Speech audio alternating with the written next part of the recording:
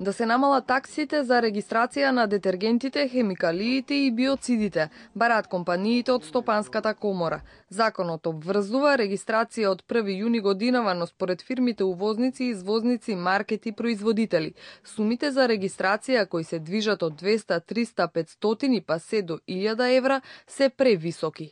Членките на Сдруженијава се изјаснија дека се превисоки. Од Агенцијата за лекови добивме информација дека е побарана постапка пред Министерството за финансии за возможност за преиспитување на висината на таксите.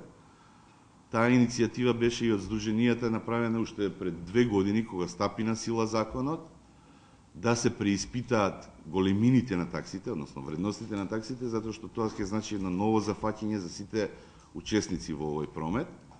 Од 1 јуни стапува на сила новиот систем за одбележување и обврска за регистрација при ставање во промет на хемикалиите. Овде спаѓаат детергенти, омекнувачи, избелувачи, производи што содржат хемикалии, средства за одржување хигиена и средства за дезинфекција. Овие обврски се определени од Законот за хемикалија, усогласени со европската регулатива.